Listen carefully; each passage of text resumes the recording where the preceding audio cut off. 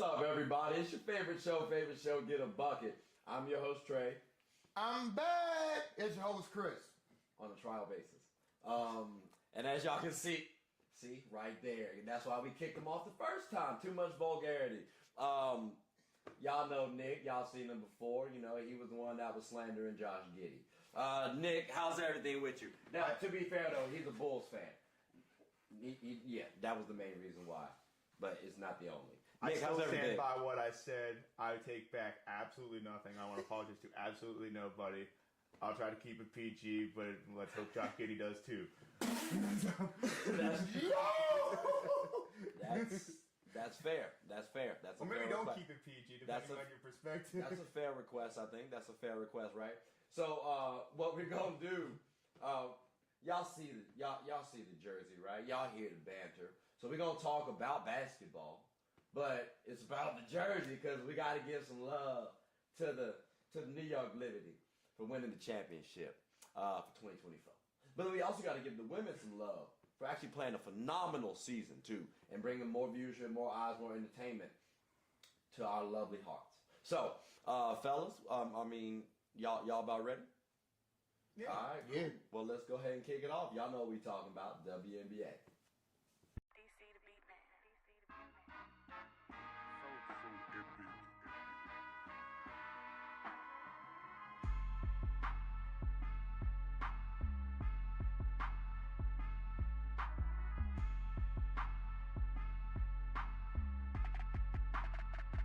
man. All right, ladies and gentlemen. So, like I said, y'all see the jersey, you know what I mean? And underneath it, fun fact, I have a Kevin Durant shirt.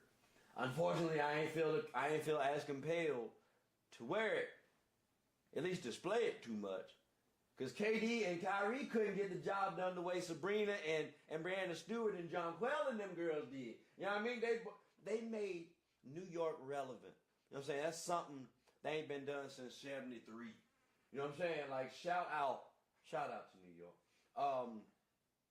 Did y'all enjoy the finals for the WNBA? Absolutely. Yeah, absolutely. I mean, finals was incredibly fun. Okay. So what I'm hearing is y'all ain't have no gripes with the WNBA finals. That's cool. That's what I wanted to know. So y'all was cool. The refs did their thing. Stewie and them was fine. Like, y'all ain't have no issues with nothing. No, I mean, the only issue I might have is Ionescu and I'm missing 18 shots. But like, listen, she made the one when it mattered the most in the fourth quarters. Like, Not that game, but like not in that game. But Nick, in that game, she made the 1-3 she made was key. In them coming back from that deficit. So, listen, if you miss 18 shots and you win the championship, nobody's complaining. Nice. Well.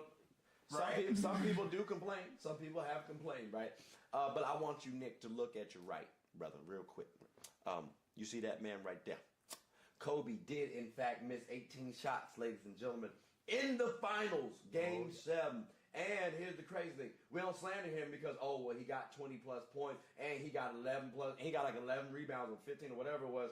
Well, if you look at someone like Sabrina Ionescu, she got 7 rebounds, if I'm not mistaken, and then 8 assists. And again, she's a point guard. 2 turnovers. So that's a really good assist-to-turnover ratio. 4-to-1. That means every 4 assists, she got 1 turnover. Yes, you would like to see more than 18 field goals missed. But I ain't mad at that performance because it showed me, and it should show everybody else, there's more things to win. There's more things you can do outside of just scoring to help your team win a game. Someone's always got to step up. If somebody's not making a shot, someone's going to step up. Kobe had Powell. Sabrina had Jonquel. Yeah, exactly. And I'm glad you brought up Jonquel too, because we've talked about her before as the X Factor and stuff like that. Do you believe that Jonquel can repeat this performance going forward? Or was this more of a favorable matchup for her? Well, I mean, what did I say, before the season we were talking about can anybody beat the Aces? I said, listen, if Jonquel Jones steps up this year, they need her to be able to step up to go up against the other great big men in big women in WNBA. And I mean, that's what she did. She went down there. She knocked heads in the paint. She got some key buckets inside. She even stepped out, tried to give some spacing when they needed it. She stepped up, and they're champions as a result. Okay. So there's no cons for the pro in Jonquel Jones. I hear you. You looking a little bit like, I don't know. Like, you seem a little bit like, finals won't that appealing to me. Like, what's up? Talk to me, champ. What's wrong? Ain't nothing wrong. Are you sure? Because I don't know, bro. You looking a little hurt right now. Like, so everything in the finals was good for you? Shout out to Starbucks, I guess. Sponsor? The only thing that I could say, like caught my eye just a little bit was how the officiation was for like all 5 games. Like, you think it was bad all 5 games or good all 5 games? It was like good. overall. It was good 5 games. Okay.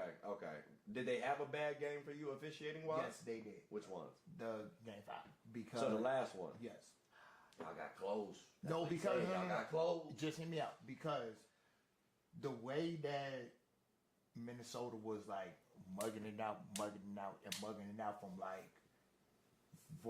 throughout the whole game, and Liddy made it into the overtime.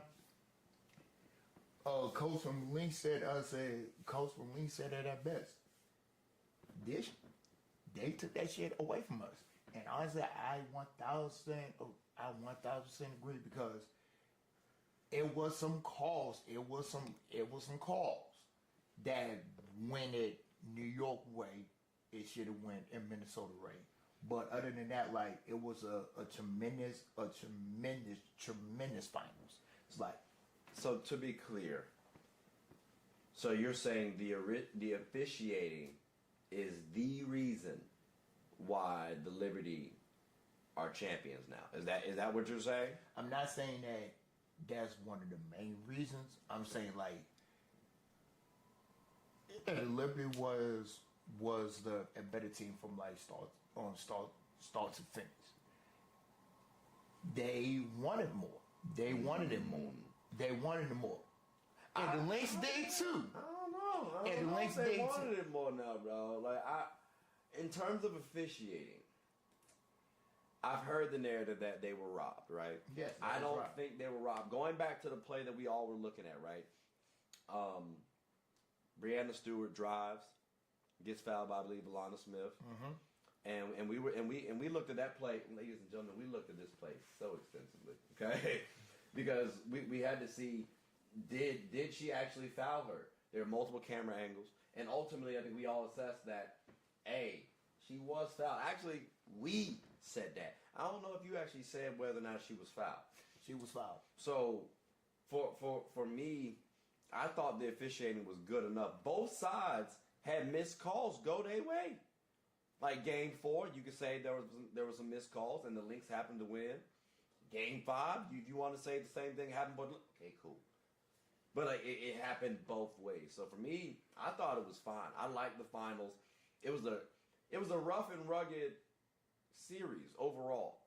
I didn't think it would go 5 until I found out that, you know what, this is going to be the last game 5 we gonna have, because their next season is going to be a possible game 7.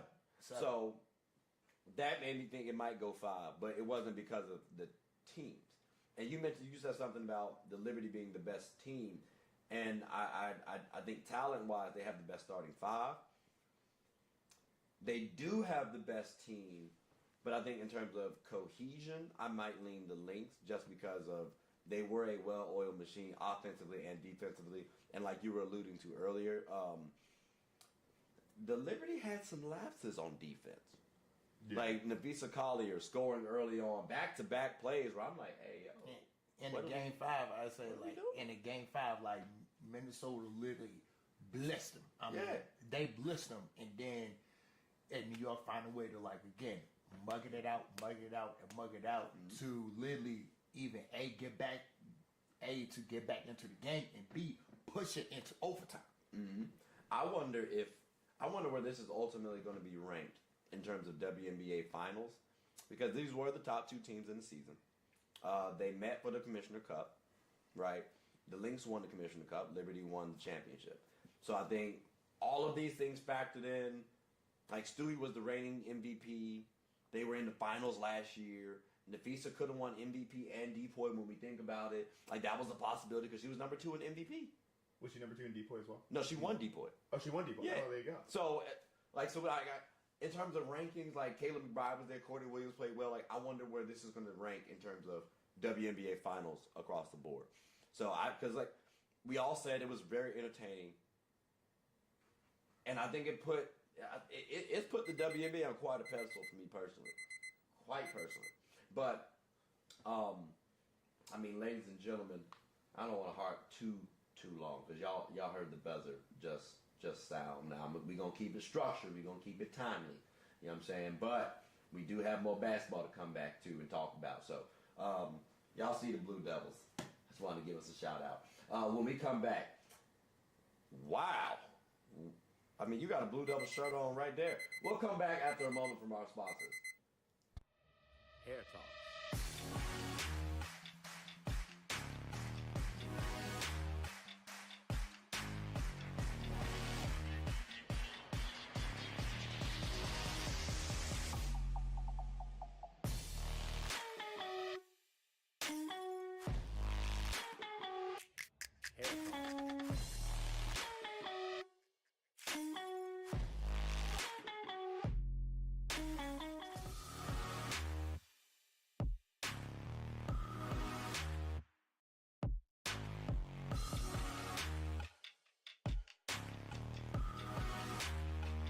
Hair talk.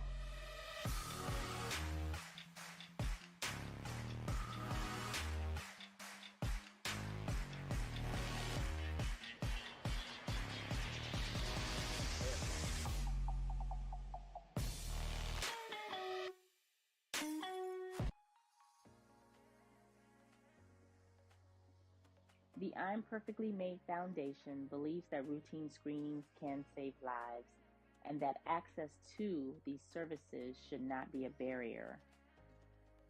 Our mission is to promote eye health education, free eye exams, free eye screenings, and free glasses to our communities with the focus of highlighting early detection. The I'm Perfectly Made Foundation also gives individuals with low vision and blindness the opportunities to be a part of certain community events regardless of visual impairments. All right, ladies and gentlemen, we are back. Listen, we've talked about the Liberty, right? Yes or no, do y'all got them winning this upcoming season? They just won before. Yes or no? Nick, we'll start with you since you guessed. I'll take the field on that. Okay. With Stewie, yes. And without Stewie, no. Interesting. With Stewie, yes. Without Stewie, absolutely not. It's an interesting statement. Okay. I like them. I'm gonna say they can win it back to back. Like they're my favorites right now, and it's not just because they won it. Like it's again the construction. I think Jonquel can repeat what she did. Phoebish is what's helpful too, and the bench seems good enough. Like I expect a little jump from Nayara Sabali next season. I don't like not a massive jump, but her confidence into next season I think is going to be good. This will be a good offseason for her. So I do think the Liberty can run it back. You said the field though. Is there anybody in the field that stands out to you then? I mean, we saw from the past couple years now, the WNBA, where defense can get you a long way and get you a good chance. You know, the Sun, as long as they're able to keep that squad together, obviously, but I know there's a lot of pieces that are potentially moving on, depending on what the organization wants to do as well. Right. But the Lynx were also, I think, number 2 in defense, or in defensive rating. As long as you have a good defensive foundation in the playoffs, especially, it'll always give you a chance to break through. And I think the finals, especially Game 5, was a testament to how important team play is. even for the New York Liberty, who you would think was a summation of individuals, like their big stars weren't playing well. I don't remember what Stewie and Ionescu went combined. I think it was a little for a lot in terms of shots made to shots attempted, but they were still able to pull it out. Yeah, they were able to pull it out, going 5 of 34. Meanwhile, the Lynx, yes, they have Nafisa Collier, who is their number one go-to, but they were able to get a bunch of different contributions from a bunch of different places, a lot of different pieces, and it's a testament to how important team play is at all levels of basketball. So I think that it's tough to ask. We've seen New York be somewhat unreliable in the playoffs in years before, and they're finally able to break through. Great for them. But anything can happen, and obviously this upcoming offseason is going to be very potentially turbulent and have a lot of things happen. So that's why I would be betting the field. I would think if I had to give anybody a chance, if all the teams stay relatively the same, I think New York probably has the best chance of any other team. But I don't think it's more than a 50% chance. Okay. So you like New York, but you also feel like, too, the defensive teams are going to give them a run for their money. They do say offense sells tickets, defense wins championships. Liberty does have both. But so do some other teams, though. Chris, you're looking a little quiet. You know what I'm saying? Shout out to the Blue Devils that you got there repping us. What's your... stop touching your shirt. What's your...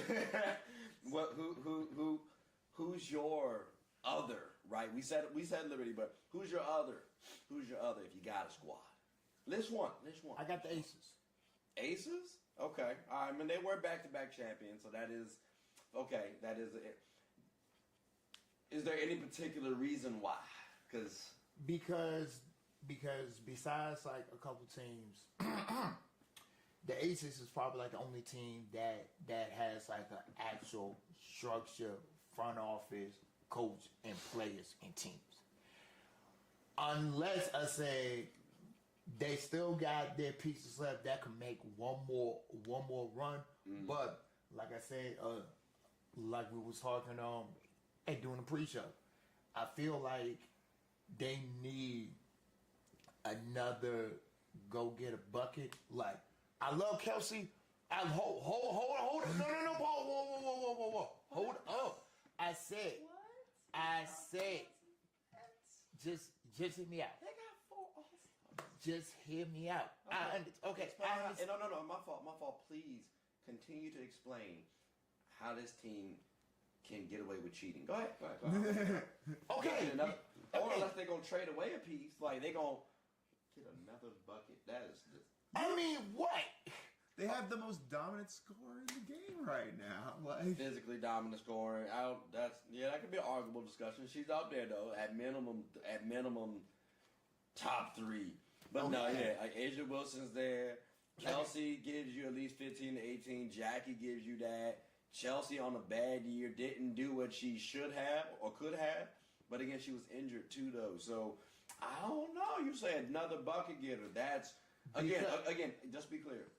Are you saying add an additional player or trade one of those players? I'll say add another player. I don't know who or what you can bring back, but okay, because Kelsey. Because Plum is a free agent. Now, does she want to stay? Does she want to stay? That's the thing. Does she want to stay and run that cohesive back, or would you want to go to another team and get paid more? Okay, so let's do this then. Let's look at the WNBA free agency list, right? So we got, because we mentioned a couple of teams. Because for example, even my squads that I would pick, I would love to say teams like the Wings, like the Storm, like the Mercury.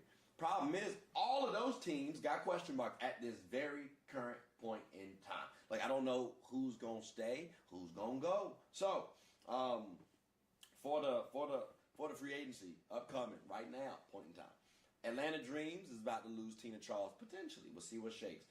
Kennedy Carter, she could be leaving your sky. Alyssa Thomas and DeWanna Bonner, I believe, for the Sun, free agents. Yeah, both of them Satu are. Sabali off the Dallas Wings. Kelsey Mitchell off the Indiana Fever. Kelsey Plum, like you said, for the Aces. And then Ari McDonald off the Sparks. Natisha Heidemann off the Lynx.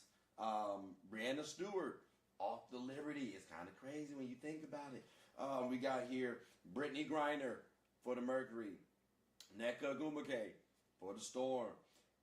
Elena Delle for the Mystics. And that one could be huge too. Like there's a lot of players which we talked about. Okay, a bucket getter. They brought in CP before. Does Elena Delle want to move to Las Vegas? Now we've seen her move to the Mystics because of her family. Yeah. So that's the question mark. Also her injury history too. But if you go to a team like the Aces, or maybe a team like the Storm, or whomever, maybe a team like the Sun you could use because they don't need a big. They need more shooting. They need more guards. So maybe that could make a thing. Like maybe that could make something interesting. There's a few teams that I can see like with the right trades, they could definitely make some noise. And I'm very interested over this offseason. That's something we got to follow for certain. What's one player, one destination y'all want to see people go to? I mean, I've been my parents went to Delaware, so I've always been a big Elena Delle Donne fan. Okay. Like if you're the Aces and you're thinking of taking a huge swing to try to get back on top of that mountain, and Elena Delle Donne is like able to, because obviously she has, her sister, I think it's her sister who like has the, she's helping her with health issues. Mm-hmm.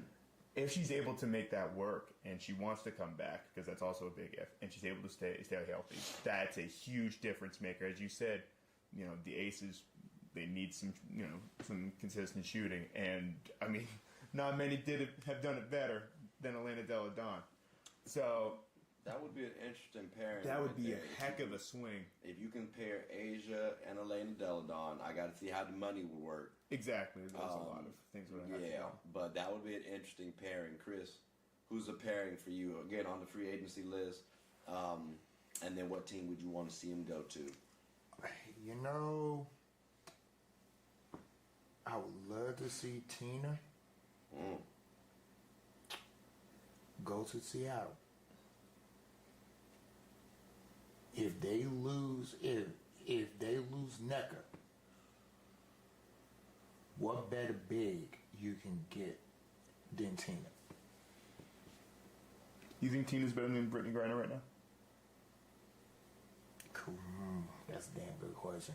I was about to say, hold on, don't do that. Don't do that. I like Tina, but don't do that now. That's a damn good Because question. I don't know if BG leaves. I think that she would leaves. be that would be Potential interesting. free though. agent is that's all. No. I'm saying like that would be interesting though, because let's say DT retires, which I do believe she is going to retire. Mm-hmm. You got to think. All right, how far can the Mercury go now? What can you bring back to the table? BG, Kalia Copper, that's a solid building block right there. Someone like Satu Sabali, you able to get someone like her? That's a. Or you could just go full. That's a nice. You could just go full big, just for at least for the very least for the memes, and just get Tina Charles and Brittany Griner on the same team. They've tried that before with Tina Charles with Mercury, and it didn't really work out too well. Yeah. Somebody already thought of this. Okay. Well, they didn't pair them together. They didn't play like they didn't play together. Okay. It was when BG was in Russia at the time. Oh, I see. But so I don't think Tina's gonna spin the block. Negative spacing, but you'll get all the rebounds. So I don't think negative spacing. I actually like the idea of BG and Tina Charles on the same squad because they can actually shoot the ball. Like Tina and BG can both shoot threes and mid ranges and be on the block. Really? Okay, I have not been thinking. No. Now the frequency we got to talk about. Right. But they're competent shooters. Brittany's a shooter now, like a little bit. BG. When we're talking about shooters, I'm not talking about elite like No, yeah, I'm not 40% talking about from three. I'm talking about a competent 3-point shooter that Yeah.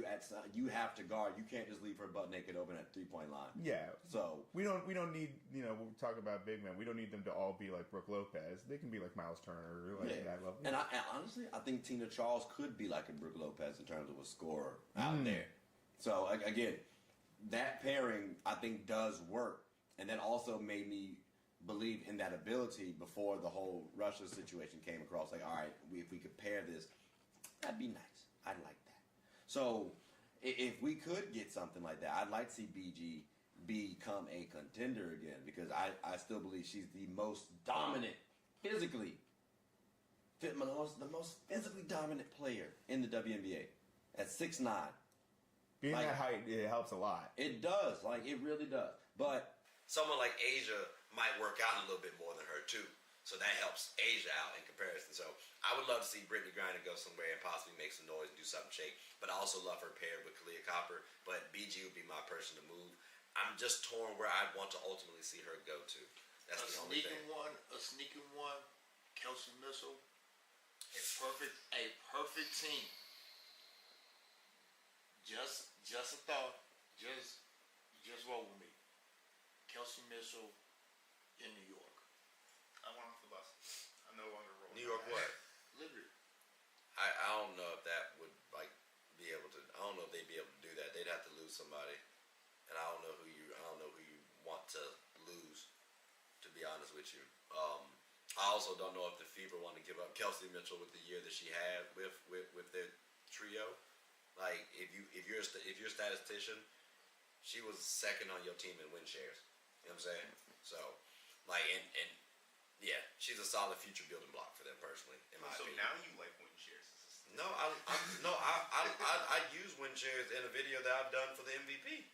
I think you should factor that in. It just shouldn't be the sole reason why somebody should win it. No, I get you. Yeah, so, but I mean, we talked about. See, when I say it's like you Nick with the stats. You can't focus solely on statistics. See, Nick's like, Nick with the statistics. See, someone out there clearly don't want us to get into a stats competition right there. Y'all heard the buzzer. That's what, unfortunately, what we got to do is take a quick hiatus, pay some bills. We're going to come right back, though. Hopefully he gets the stats out of his system. And then we can talk a little bit more hoops. He said never. But ladies and gentlemen, I hope you all enjoyed it thus far. And we will be right back after a moment from our sponsors. Swanky's Construction serves as the general contractor in the metropolitan D.C. area. We're a team of certified professionals who tackle everything from complex large projects to smaller scale jobs. Fueled by our commitment to excellence, we go the extra mile to make sure clients are completely satisfied with our work. Swanky's Construction takes pride in ensuring our clients' home improvement needs are met with efficiency, precision, and perfection. Call us today. You're only seconds away from a consultation or in-person walkthrough. Hooping is an activity that can be enjoyed by all. It's a team game about getting and stopping buckets. Everyone's always rushing to the gold. Well, make sure to rush and watch Team Gold Rush, one of the best teams in the Special Olympics of Virginia. Team Gold Rush even has former NBA All-Star participants on the team. Clearly, they've struck gold. Ready to suit up and practice? I know. We talking about practice. Not a game. We talking about practice. Practice still makes perfect. So when the opponent starts hitting their shots, Team Gold Rush can bounce back due to their training. Remember, offense sells tickets and defense wins championships. Watch us get a bucket and rush for the gold. We aim to be that gold standard. So want a team where you can win and have fun? Team Gold Rush is your number one.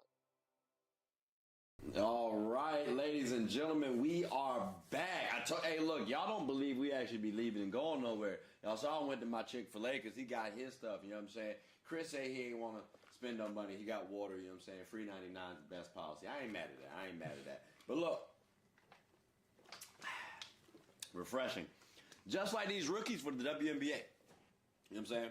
I think a lot of people saw this year and they saw Caitlin Clark, Angel Reese. There's some other rookies, though, that are actually quite phenomenal. Matter of fact, fun fact, Cameron Brink was actually leading the Rookie of the Year race at the beginning of the season. So I wonder if Caitlin would have been Rookie of the Year if Cameron was still there. I wonder. Or, Rakia Jackson, because she was on my squad, too. Hey, you did make a nice little statement before the season about Camila Cardozo. Like, there are a lot of the rookies, ladies and gentlemen, to focus on. Maybe a lot was a little strong. There are other rookies to focus on outside of Angel and Caitlin. Nick, let's bring it to your attention because you are a Chicago Sky fan. So you got two of the rookies that we've at least should be highlighting in Angel Reese and Camila Cardozo. And you said at the beginning of the season, Rookie of the Year. I don't think she even be the Rookie of the Year for the Sky. Oh, that's over Cardozo. Whoa. That's what I'm saying. Like, over Cardozo? No, I'm saying Cardozo will be like the Rookie of the Year for the Sky. I don't think Angel Reese is going to be the best rookie on the team. Do you feel like that statement is still in question today? I think Camilla still has the highest potential of the two. Okay. But I mean, when I said Angel Reese could be like an Andre Drummond type, I didn't know she was literally going to go out there and be like an Andre Drummond type right away. So I still think Cardozo has the best potential of the two, but right now it seems like Angel Reese is playing better. That it should be mentioned that Cardozo dealt with injuries to begin the year, and maybe that doesn't help when you're a rookie. You have to wait a few weeks to get your welcome to the league moments, but kind of stunts the growth a little bit. But hopefully she'll get back on track after the next year and show what she did at South Cal. Okay. It's interesting because you're a stat guy. Yeah. And you, it sounds like you're leaning Angel Reese right now for the best player. Right. No. I'm not talking about going for. I'm talking about right now. I'm talking about right now. He's defending his girl. I appreciate that. Shout out to Camila Cardozo. Here's the thing, because you love stats. We're talking about win shares, and Carmilla actually beats out Angel Reese in the win shares, 2.8 to 2.7. Yeah. So hearing something like that, also 14 points, 13 rebounds for Angel Reese, and then we have 10 points and 8 rebounds for Camila Cardozo. But then if we go to the defensive side, 0.5 steals and blocks. 0.5 steals and 1.4 blocks, as opposed to, clicked the wrong tab. As opposed to 1.3 steals and 0.5 blocks. So hearing those stats, does that sway you any? Just because after you hearing those stats, and I know you were kind of saying Angel was leading, but it didn't seem like it was much. Does that make you shift your answer any after hearing those stats now, like present day? No, I like that both of them are on the Sky, and I think that Cardozo is going to be a future star in the league, and Angel's going to be a very important figure on basketball teams, not just off the court, but also on the court with her ability to rebound the way that she does. Yeah. Now, some of those offensive rebounds need to be other people's misses, but that's a factual statement, but at the same time, I don't want to harp too much on it because I think the narrative gets spun like, oh, that's the reason why she was a leading rebounder, and it's not. Because even if you factor those away, she was still a top tier rebound. I think number 2 behind Asia Wilson, which is nothing to scoff at. So, but you said something about potential, and Chris, I kind of want to get you into the mix about this one because I think you might be a little biased, right? Because you love your bigs, and I don't think you look at Angel Reese as a big. He said potential. He said, you call her forward a lot of times. I didn't hear big too much. I said he could be big forward. See, but you don't call Camila Cardozo that. See, you give her that little, differentiator. But Chris, real quick, potential-wise, do you feel that Camila Cardozo has more potential than Angel Reese? I don't know. To be honest with you, I feel like Chicago definitely got 2 of the biggest steals. 2 of the biggest steals. Okay. In the draft. They drafted well, yeah. Yes, they did. I feel like Angel is the better player, but Cardozo got the better ceiling. The only reason why I say that because Cardozo can block shots compared to Angel Reese. She can't. Both of them can rebound at a good rate. I feel like Cardozo has the better ceiling, but she's not. I'm trying to use my words right.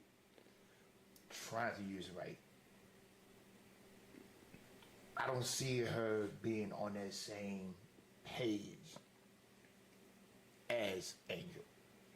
I'm confused now. You saying that she has a higher ceiling? No. Same page. Cardozo has a higher season than Angel, but Angel is the better overall player. Okay, so couple of things. My answer is this, ladies and gentlemen. I'm just cut straight to it. I think Angel Reese has the more potential, has a higher potential. Really? Yeah. Do you think Angel can have the complete offensive game? Yeah, I do. I think Angel Reese can be like a wing or a big. When we're talking about from a scoring perspective, she's shown you that she can at least get 14 points inefficiently. Like when we're talking about supporting cast, look at a Caitlin Clark, for example. We have 2 All-Stars. We don't have that same level of assistance. And she's also, as her rookie year too, I do expect her to get better at shooting. I can see her playmaking a little bit. Now, I am curious about the assist turnover ratio from her standpoint, but I don't see Camila Cardozo assisting the ball like that. So like I don't playmaker, yeah. So I don't see anything that Camila Cardozo is doing that Angel Reese can't do. Scoring, rebounding. Well, I mean, blocks. I hear you on the 1.4, and you said she can't, meaning Angel can't block, but she gave 0.5. So to all the mathematicians, that rounds up to 1. So we're talking about 1 to 1.4 blocks. If we're talking about rounding up, I'm talking about. Like, to me, I think she is capable of blocking the ball. And again, because she can be a forward, I think she can actually guard smaller players. And she's 6'2" and lanky. She can't block shots now. Against a big, okay, I can hear you on the lower. Ask her on the 0.5 blocks. She's playing on the interior. But if Cardozo's there, she doesn't have to play on the interior. So let me ask you this: can you tell me what their free throw percentages are? Because Cardozo's is 73, and Angels is, and I'm rounding up by the way. And Angels is 74. Okay, very similar free throw. So this is something that one looks at when you're talking about like potential to be a shooter. Yeah, I know what you're talking about. I look at the same thing. So I'm like, I've always watched Angel, and I'm like, is she ever going to have a reliable jump shot? I think the jump shot can be reliable. I genuinely do. Using Cameron Brink, I'm not trying to harp too much on this guy, right? But using Cameron Brink and your free throw thing as an example, I've looked at her because her shooting wasn't the best. I would like to see a little bit more, but also I'm expecting a little slow start from rookies, right? You got to get your strength up, exactly. But I think because of her free throw percentage, I think her mechanics are good enough where I'm like, her shot can drop. Yeah, it's all about touch. And I look at Angel Reese's shot in a similar manner. She hitches it right here and shoots it. Now, because of her athleticism and speed and quickness, if they give her the shot, she can take it, but she should feel comfortable taking it. Because if not, you could actually just blow by. Right. And that's why I'm waiting to see the next step, which is, all right, the decision making. Because once you blow by, they're already double teaming you. So when you get there, all right, just slow down and make that next extra little read. Either you go up with it or you kick it out. But you should also know that too before you actually make the move. But that, I believe she can be more of a complete player. And I think someone like a Cameron Brink has more upside as well. Because again, they are able to be versatile. She can guard the bigs, and she's at least projected to be able to guard the forwards as well. Cardozo, she's painted to be more of that interior presence. Yeah. So that's why I'm thinking. I mean, Brink was the third pick, right? Second. Second pick? Well, that's why. Cameron Brink has, from the very little, unfortunately, that we saw, She has such an incredible. I think the shot will come eventually. I think I have no hesitations about that. She's got. I mean, she's got so much in terms of the ability to shoot off the dribble, shoot from a set, just score. She's got a serious. She's got, as they say, a bag. Like she has everything at her disposal. She can find a shot from just about any spot on the floor. And when you can do that, that as a rookie especially, like that's important. The efficiency needs to improve, but that will come. Do you got Chris? Let me ask you this. Do you think Cameron Brink reminds you of Chet Holmgren? And I know when some people hear this, right, they're going to go immediately to the skin complexion. Oh, you're saying that because they're white? No, not at all. Not at all. They're both thin. They both are supposed to be skilled scorers who use their length to shot block. Cameron Brink was one of the leading shot blockers in the league. Chet Holmgren was one of the leading shot blockers in the league. And I think over time, the expectation is they're going to get stronger and the skilled game is going to improve. Is that fair to say that Cameron Brink is similar to a Chet Holmgren for you? That's fair. Okay. That's fair. Who do you think is going to, and let me choose my words carefully, reach their potential first? Would it be Cameron Brink or would it be someone like a Chet Holmgren? And I'm curious, why do you feel that way? Because and the reason why I'm asking this is this something that's based on the player or is this something based on the situation?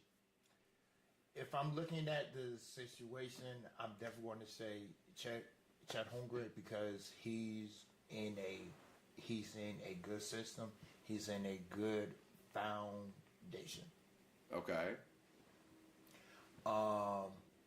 If it was a player, out of curiosity, then if you were just focusing solely on the player, not the system, there, who do you think would reach their potential quicker? Would it be Cameron or Chet? Yeah, definitely Chet.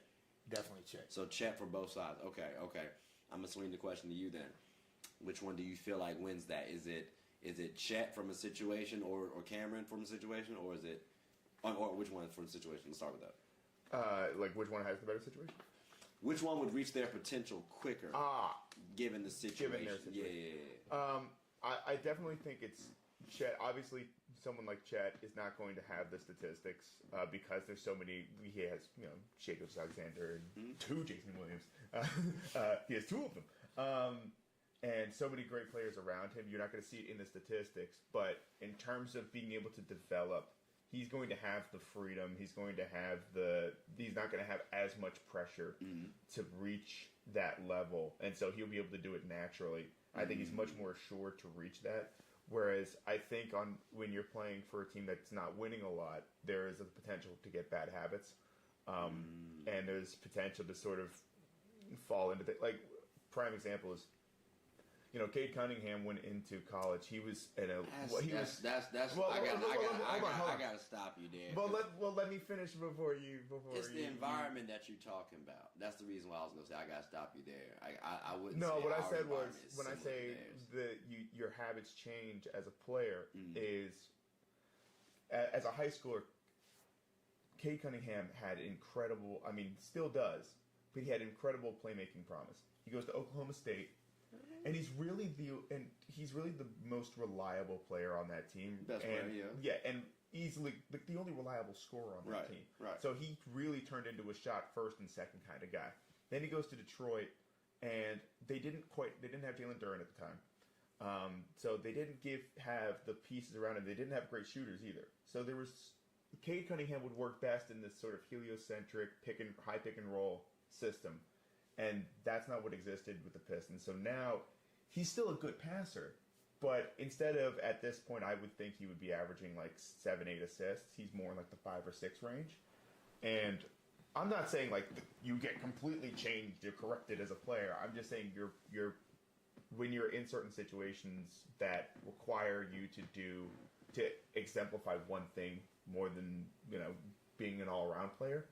Someone like Cameron Brink, they might need Cameron Brink to score and she won't be able to develop as much the playmaking aspect because she doesn't have the freedom to do so. I don't think she. I think you're focusing too much on that playmaking aspect. I don't even think Chet Holmgren needs to play make as much. Well, no. I'm saying because when I'm looking at these players in their situations, y'all are right. Or at least, I'm glad you brought up how you're not on a team with an established environment, right? Right. But I also think too that kind of pushes you to either be the girl on the squad, like be the woman, you know what I'm saying, or you're going to be a role player. And this is now time for Cameron Brink to showcase why she should be the best player. So even with the injury, right? Okay, I'm gonna give her about 2 seasons to come back into shape and really get on track. Because you got to get the rust off. You also got to battle Paige Beckers potentially. You also got to battle Rickea Jackson, who was balling and is another rookie. So I mean, I like Cameron Brink's potential to get to her potential quicker than someone like Chet Holmgren, because Chet has to battle out Shai Gilgeous-Alexander, MVP. Like candidate, like number 2. I thought he should have been MVP last season. But it doesn't got then you also got to do Jalen Williams. So right now, Chet Holmgren has to, at best case, be third option on his team. That's the role, his position. That's the role he's training for right now. Cameron Brink could potentially be the one option on our team. Do you like Cameron Brink as ideally as the C, or would you prefer her as the 4? I like her as the 4 right now. Yeah. Because strength-wise, she's not ready for that.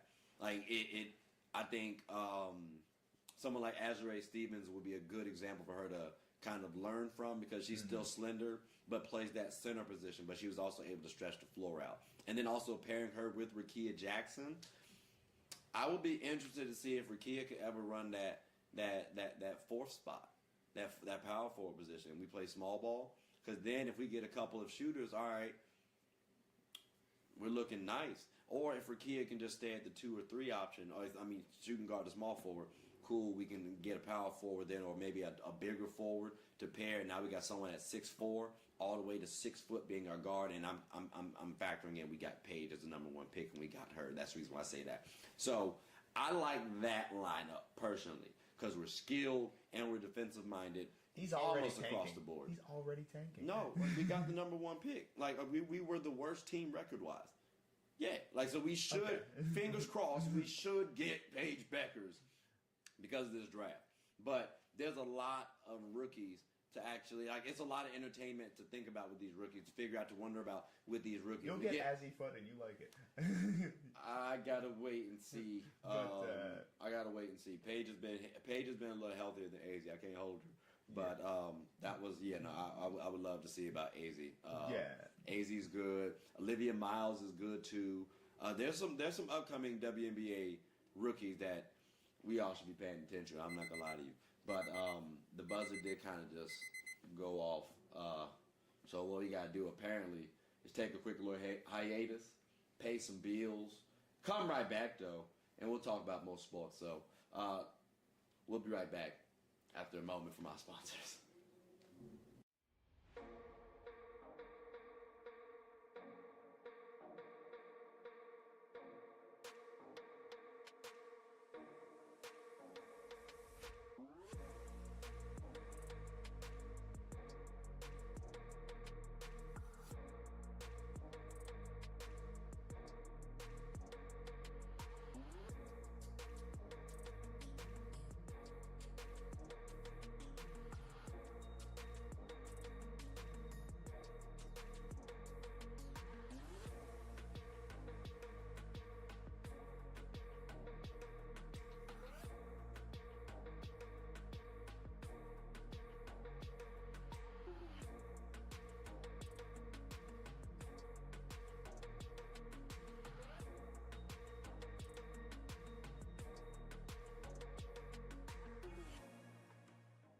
Sports is one of the few things that genuinely connects us together.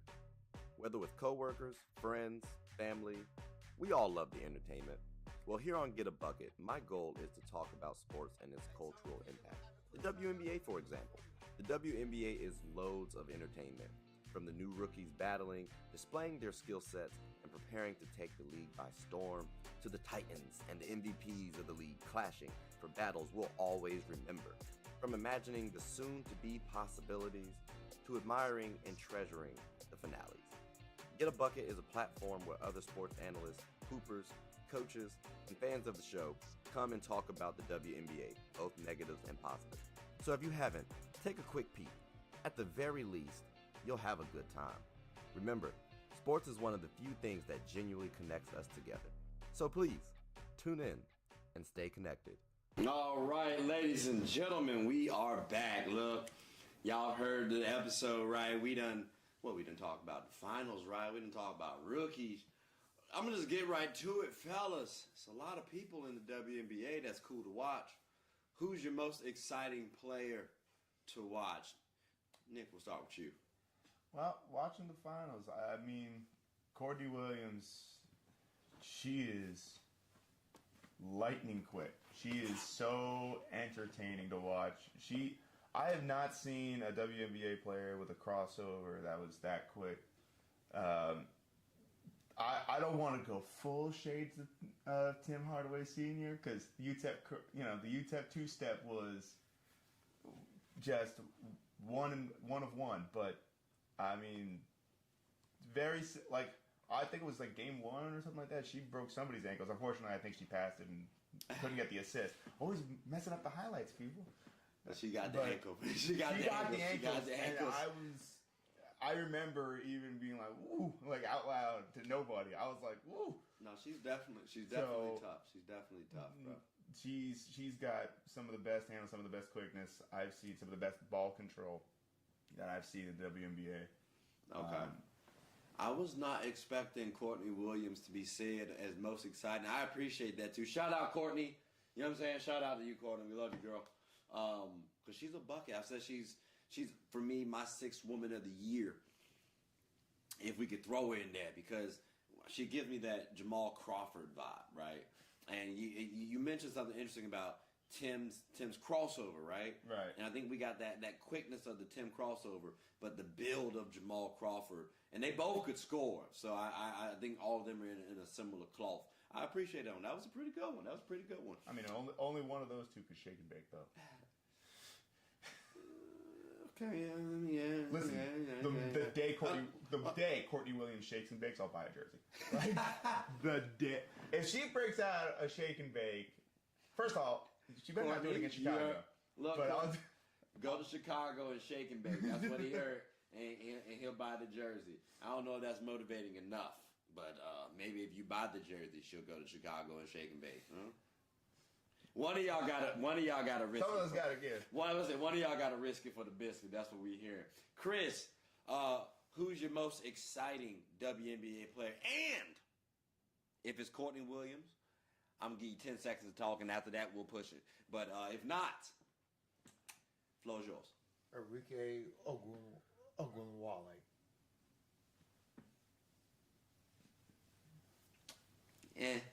No, I'm playing now. Enrique solid, bro. Enrique a good one too. When did you become a fan of Enrique though? You know, when she was at Notre Dame and the way that she lived. Notre Dame.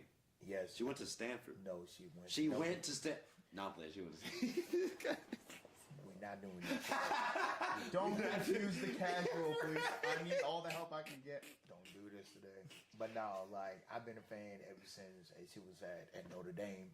Literally guide that team to upset win over UConn, and then turn around and won the national championship on a buzzer beater. Literally from like that point on, she has been one of my favorite WNBA players to watch. Okay. Yeah, I love Enrique. She good people. Took a picture with me and everything. She didn't like the picture. She did not like the picture. But you were in it. That might be true. I thought about that. That was my third thought. Nah, Enrique's been electrifying, bro. WNBA All-Star game, she put belt to tail. And I'm like, we gotta throw her in the Team USA selections at some point in time because she's that good and she's still young. So like we gotta get her on the team for 2028. We gotta get her on the team for 2028. Because I need some scoring to help out with just a little bit. But she can also play make too, because I don't want too much focus on my exciting player. And I did rethink it for a smidge. But it's Breanna Stewart for me. It's Breanna Stewart. When we talk about college and WNBA, there's not too many players like her. So men or women. That you know what I'm talking about? Men or like women. she did something that New York has been salivating for the longest. Helped bring them a championship. And again, Jonquel Jones was the finals MVP too. So I'm not trying to slight them at all, but Stewie for me was my most exciting player. Like easily could potentially go down as the GOAT of the WNBA. I know we talk about A'ja Wilson, but the start of Breanna Stewart's career. It's sheesh. It's like not, what? No, honestly, like I didn't mean to cut you off, but you did, but I appreciate it. But like you said, like they talk about Stewart, but they don't talk about her enough, like they do with A'ja, Aneka, like they like talk about like other players or stuff like that, but they never give the love that Breanna Stewie should have. Cause like you said, I will say they did. Cause I remember like in the bubble specifically, they were hyping up Breanna Stewart. Like, right. I remember that because her start was ridiculous. Like she came in 2016. Already won an MVP and then has like 2 times. Like, bro, like, what are we doing? You know what I'm saying? So, like, that start is crazy. And we forget she's 29 years old. A'ja Wilson is 28. Like, did I say that right? Did I get that right? Let me make sure before you know what I'm saying? You can but say but they're around the same age, though, bro. Like, she's 28, like I said. Yeah. So, we got 2-time champion and 2-time champion around the same age. We're hyping up A'ja Wilson because of the depoys. I do get that too. But we also got to remember Breanna Stewart and the start she had. They just beat the Aces to win this championship too. Not in the finals, but to get to the finals. So there's a case to say that, you know what, she might be rattling off some more chips. And we still not even talking about in college when she rattled off a gang of them. Now, UConn, dominant. She was the best player on UConn. On a dominant team. She was the best player. If she won't on that squad, I don't know if they win that many titles. I think when you're a superstar, there is the potential to kind of be like the league kind of or the media or whoever's talking kind of can take it for granted, especially when you have somebody who's like newly on like center stage, mm-hmm. right? A'ja Wilson is the reigning MVP, won multiple championships more recently. Like, well, not anymore, but up until very recently. So there's only so much time one can talk about the top tier, the toppest tier of the league. So there is that sort of potential for Breanna Stewart, especially since she came into the league on fire and has since sort of continued that, but not really been sort of consistent. And now it's like, oh, A'ja Wilson's now winning all these MVPs, so we're going to talk more about her. What have you done for me lately? That being said, exactly. That being said, you're the big WNBA fan on this panel. You're supposed to be the one with the deep cut for most exciting player, and you come out here with like maybe the second biggest star in the league. I'm a Stewie fan, bro. It's just like if you ask me who's my most exciting NBA player to watch, KD and Steph Curry. Still, those are my favorite players. And Breanna Stewart, for me, is the Kevin Durant of the WNBA. That's fair. It's like I'm sorry. I felt bad too when y'all said Courtney. I was like, "Ooh, that's a good one." And he was like, "Yeah." I was like, "Ooh." Yeah, the casual has the deeper cut than you. Terrible. No, it is what it is. It is what it is. But like mine is, I've been watching her for some time now. I will say when Paige comes into the league, it might be Paige. That might be my favorite player. She's got some. Yeah, I do watch because I do like her game from an all around perspective. So, But there are so many WNBA players to like be excited about. That's why I did hate the notion that Caitlin Clark was the reason why we're watching WNBA. There was a few of us before here now. Hold on. I understand she brought in a lot of value. Now let's see what happens next year. Because I'm curious if we can say, oh, well, we're only watching because of Caitlin Clark.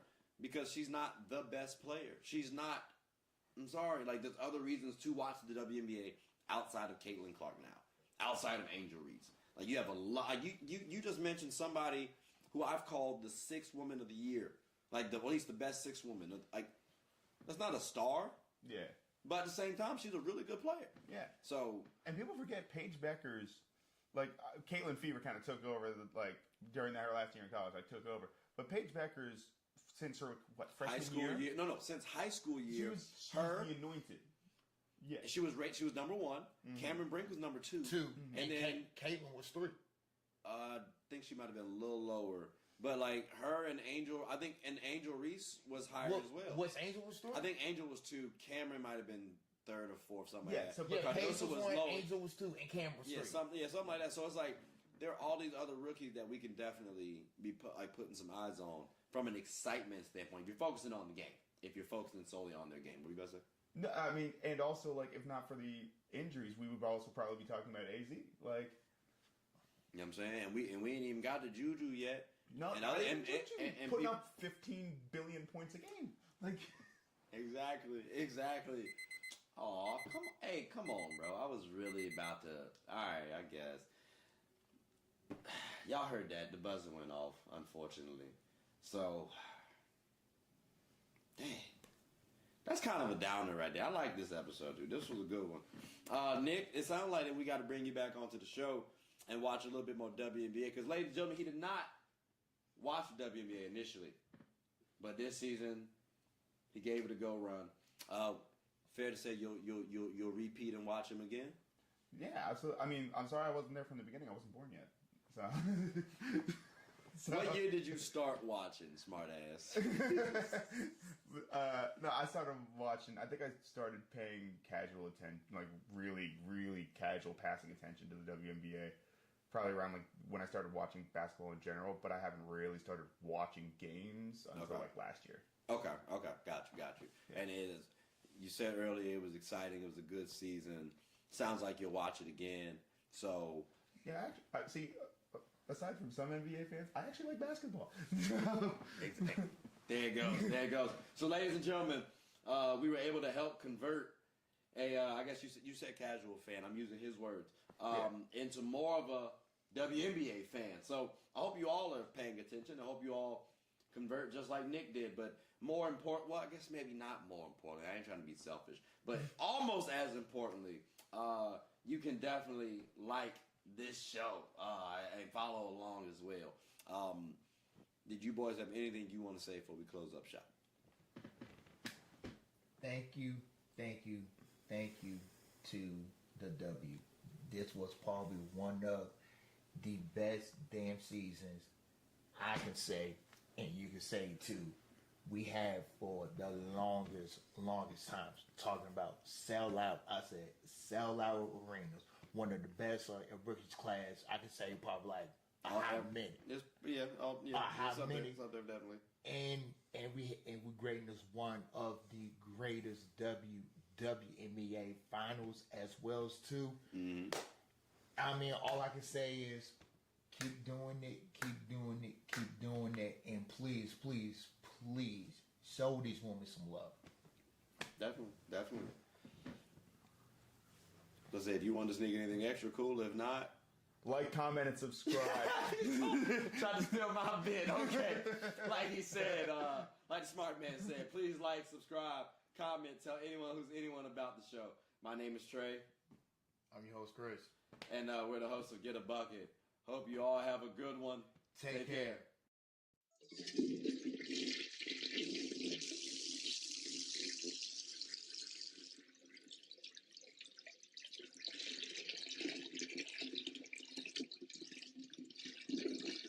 I did not know you guys were still here. As you can see, we're at the back end of the show. No pun intended, but look, hope you all enjoyed it. And before you go, please subscribe to the YouTube channel follow the IG account, share the content to anybody who's anybody, and most importantly, leave your thoughts and comments below. But I gotta go back and play Buddy in 2K, so let me unmute him real quick. Excuse me. Hey, boss, I'm back. Nah, you better catch this word. You know we get buckets around here, too. Ready? Yeah.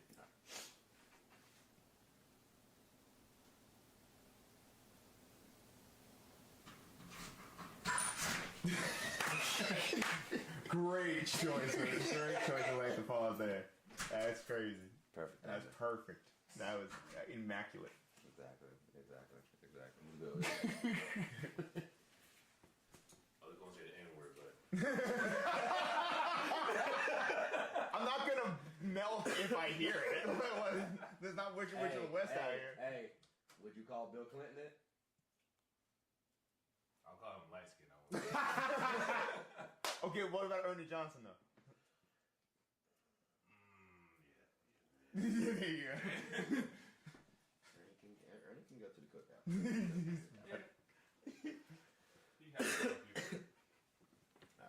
Take, I guess technically two, Technically but still one, right? one. 'Cause we Right? haven't Yeah. even- I mean, we tried, but you know, it is what it is. The clapper was like this, and he had to like.